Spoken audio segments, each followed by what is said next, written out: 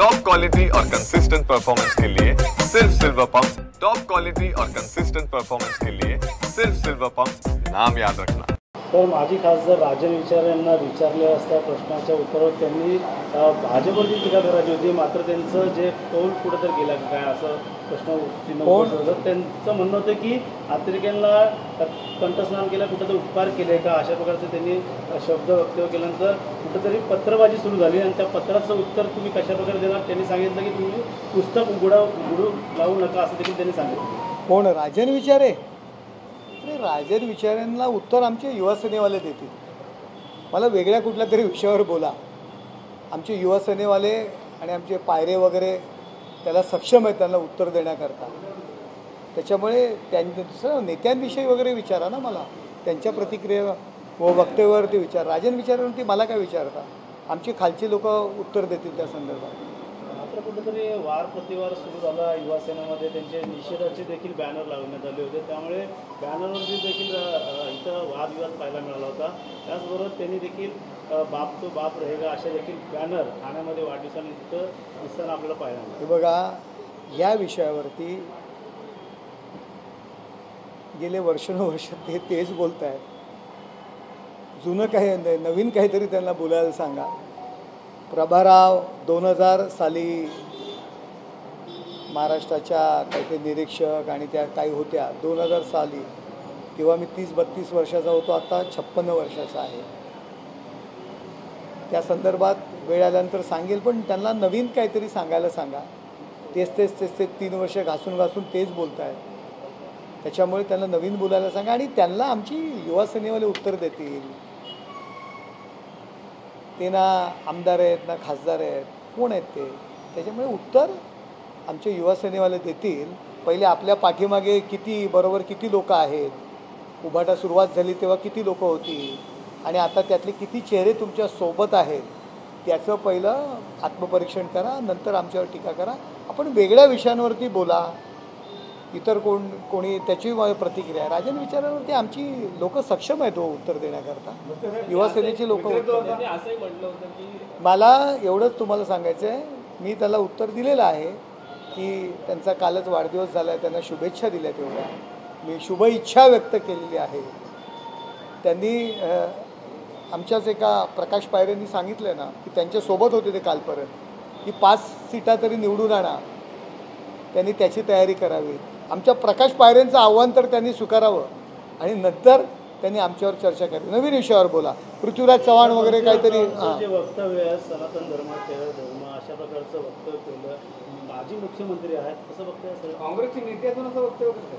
पृथ्वीराज चव्हाण यांनी सनातन धर्माला दहशतवाद म्हटलेलं आहे. हे काही चुकून म्हटलेलं नाही आहे. त्यांनी जाणीवपूर्वक सनातन धर्माचा त्यांनी अपमान केलेला आहे.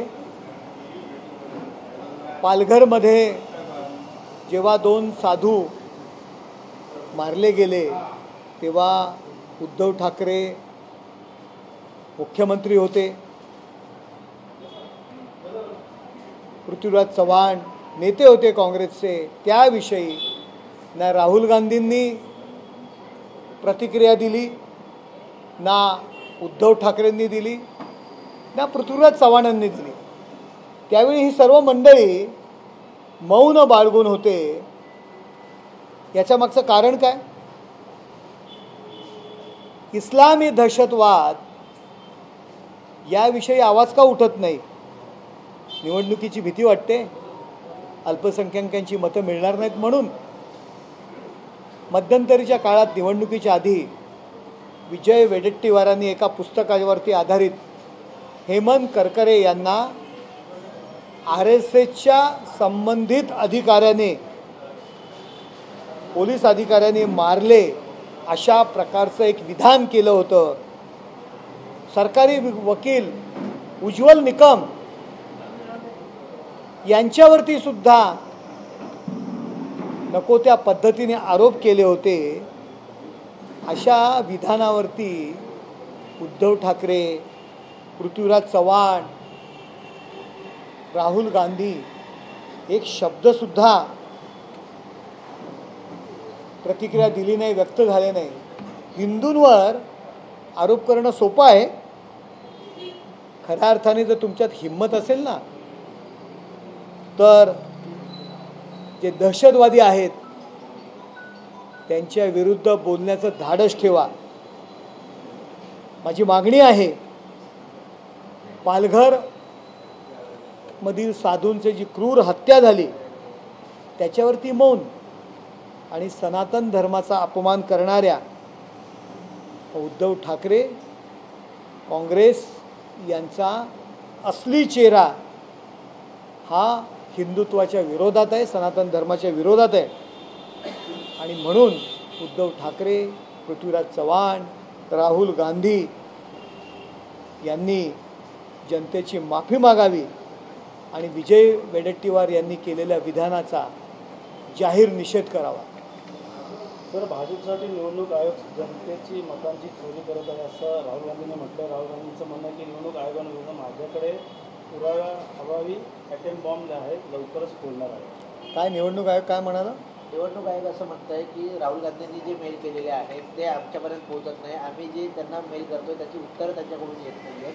त्यामुळे हे याचाच अर्थ असा होतो की राहुल गांधी केवळ चुकीचं नेरेटिव्ह या देशामध्ये पसरवण्याकरता, सहानुभूती घेण्याकरता अशा पद्धतीची वक्तव्य करतायत.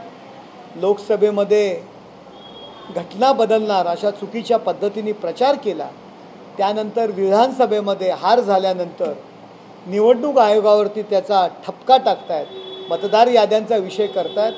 याचाच अर्थ ते चुकीचं आहे.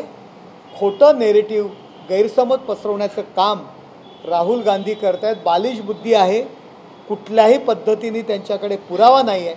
आणि ॲटम बॉम्ब जर त्यांच्याकडे असेल तर त्यांनी बाहेर फोडावा ना, आपल्या घरात कशाला ठेवताय? अहो, तुम्ही जर घरात ठेवलात ना तर तुमच्या घरातच ॲटम बॉम्ब फुटेल आणि नुकसान तुमचं होईल. केवळ ॲटम बॉम्ब करून मीडियासमोर प्रसिद्धी घेण्याकरता अशा पद्धतीची वक्तव्य करतायत. संसद गेली 10 दिवस 2 आठवडे चालू न देण्याचा आपण प्रयत्न केला. अहो, संसदेमध्ये तुम्हाला जे लोकांनी पाठवलेले तुमची मतं मांडण्याकरता, त्या ठिकाणी गोंधळ घालण्याकरता नाही पाठवलेलं आहे. तुमचा ॲटम बॉम्ब तुमच्या घरातच फुटेल, लवकर तो बाहेर काढा. चुकीच्या पद्धतीने लोकांमध्ये गैरसमज पसरवण्याकरता राहुल गांधी हे बालिश चाळे करतायत.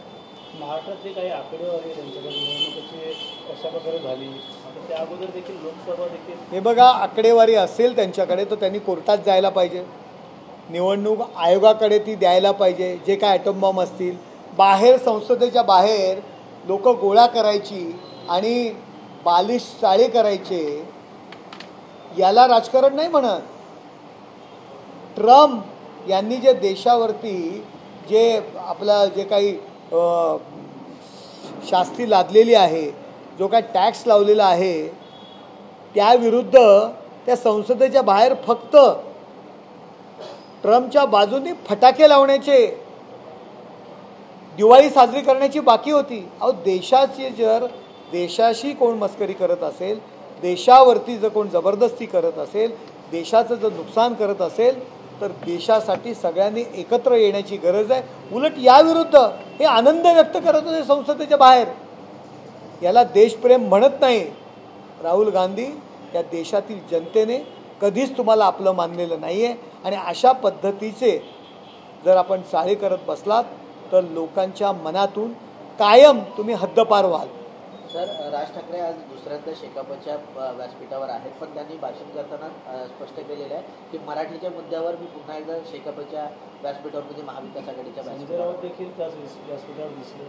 बघा, शेतकरी कामगार पक्षाचा कार्यक्रम आहे, राजसाहेब त्या ठिकाणी गेलेले आहेत, संजय राऊत गेलेले आहेत, त्यांनी त्यांचा मुद्दा मांडलेला आहे. शेकापांनी तो मुद्दा ॲक्सेप्ट केला आहे का? तुम्ही शेकापांच्या नेत्यांना विचारलं पाहिजे की कालपर्यंत समाजवादी आणि वगैरे स्वतःला म्हणणाऱ्यांनी फक्त मराठीच्या मुद्द्यावरती राजसाहेबांच्या मताशी ते सहमत आहेत का, हे त्यांनी बोलायला पाहिजे. राज ठाकरे असे म्हणतात की उद्योगधंदे आता परत आणावे लागेल, सगळे उद्योगधंदे गुजरातला गेलेले आहेत. राजसाहेबांनीच गुजरातची खूप तारीफ केली होती. ते स्वतः गुजरात पाहायला गेले होते. जर गुजरातला जर उद्योग गेले असतील तर ते परत आणले पाहिजे, शेत जमिनी पण परप्रांतीय आणल्या पाहिजेत. सर संजय राऊत असं म्हणतात की राहुल गांधी जी सांगत आहेत मताची चोरी हे महाराष्ट्रात देखील झाले आहे. महाराष्ट्रात अशा प्रकारचे वाकडी कामं करून हे लोक सत्तेवर आहेत. संजय राऊत राहुल गांधींच्या घरी पाणी भरायला आहेत हे माहिती आहे का तुम्हाला? त्यामुळे जे राहुल गांधी म्हणणार त्याला संजय राऊत दुजोरा देणार, कारण त्यांच्याच खुट्टीवरती आज हे शाबूत आहेत आणि आता पुन्हा राज्यसभेचं सदस्य संपणार आहे. काँग्रेसने मदत केली तरच पुन्हा ते राज्यसभेवर येणार आहेत. त्यामुळे राहुल गांधी म्हणतील त्याला ते प्रत्येक गोष्टीला ते हा म्हणणार. ओके सर हे राहुल गांधी हे पृथ्वीराज चव्हाण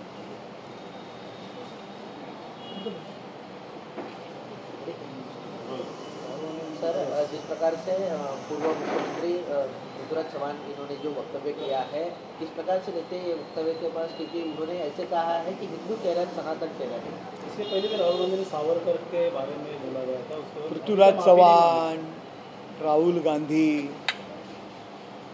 ये जो वक्तव्य कर रहे हैं ये सिर्फ कुछ धर्म के मतों के लिए लांगुल चालन कर रहे हैं.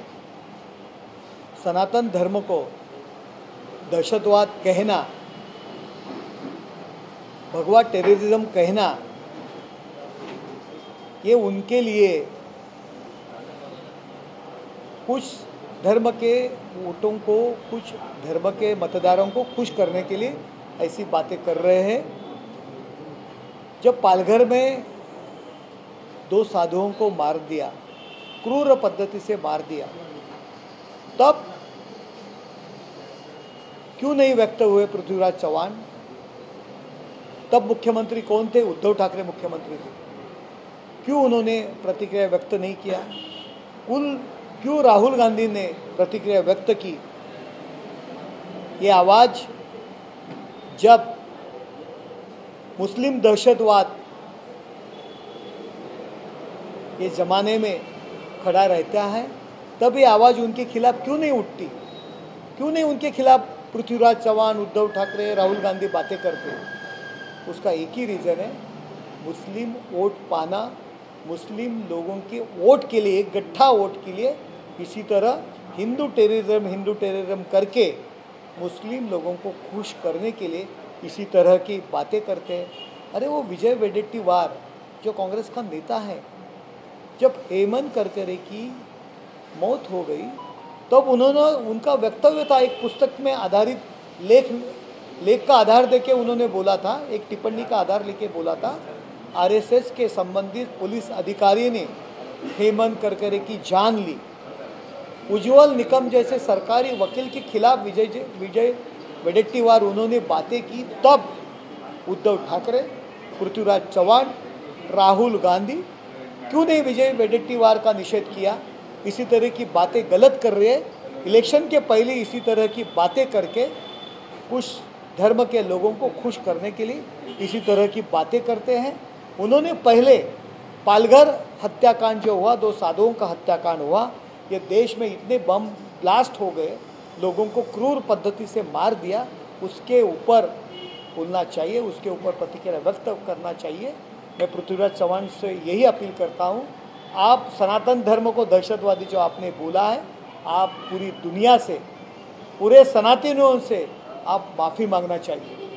सर जिस प्रकार से देखा जाए साध्वी प्रज्ञा सिंह रहे या कर्नल पुरोहित रहे, जैसे जो मालेगांव बॉम्ब ब्लास्ट में थे, उनकी बाइज्जत बरी होने के बाद एक जल्लोष पाया गया शिवसेना की तरफ से और भगवा आतंकवाद नहीं, ये भी कहा गया. क्या इसी जो पूरे देखो ये देश में भगवा आतंकवाद कह के लोगों में गलतफहमी फैलाने का काम ये कांग्रेसियों ने किया, इलेक्शन में उसका फ़ायदा लिया. कुछ धर्म के लोगों के एक गट्ठा वोट पाए, लेकिन अभी सामने आया कि ये भगवा टेररिज्म नहीं हो सकता. और मैं आपको यहाँ जोर से बोलता हूँ, हिंदू कभी भी आतंकवादी हो नहीं सकता। जो हिंदू है, असल में हिंदू है, वो देश के खिलाफ कभी भी काम नहीं कर सकता। इसलिए भगवा आतंकवाद ये पूरे वर्ल्ड में कभी नहीं हो सकता। अभी आतंकवाद कौन से धर्म के लोग कर रहे हैं? पूरा देश, पूरा वर्ल्ड कौन से धर्म के आतंकवाद से परेशान है? इस्लामिक दहशतवाद से परेशान है। ये पूरे देश, पूरा वर्ल्ड जानता है, हिंदू कभी आतंकवादी हो नहीं सकता। सर, जिस प्रकार से राहुल गांधी बार बार संसद में बोल रहे हैं कि मतों की चोरी हुई है इलेक्शन कमीशन के सबूत मेरे पास है, उसका आइटम बॉम्ब फोड़ने वाला हमारे पास है। देखो, राहुल गांधी बच्चों जैसी बातें कर रहा है, बच्चों जैसी हरकतें कर रहे हैं।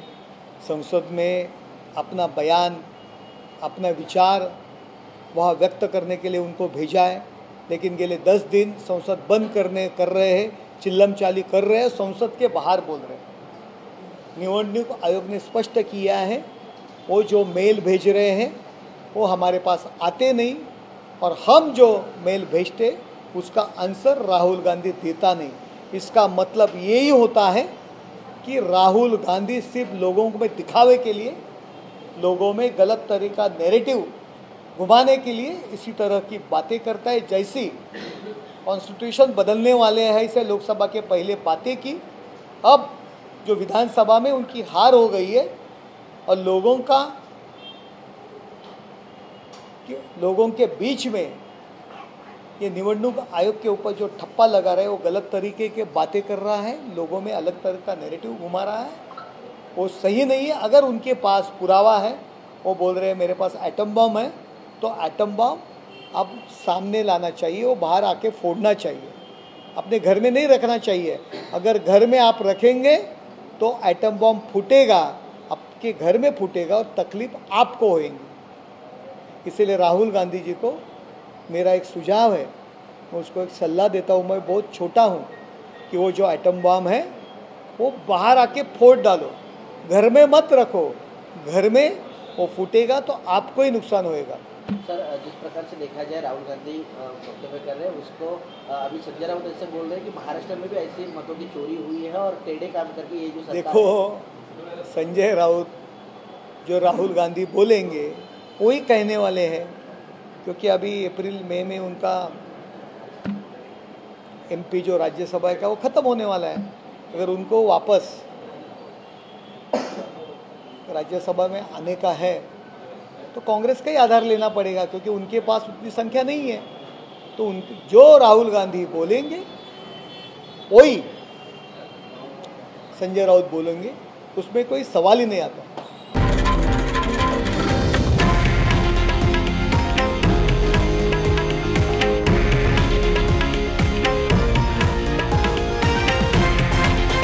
हे आहे देशातील नंबर 1 न्यूज नेटवर्क आणि आपण पाहत आहात TV9 मराठी, एकमेव।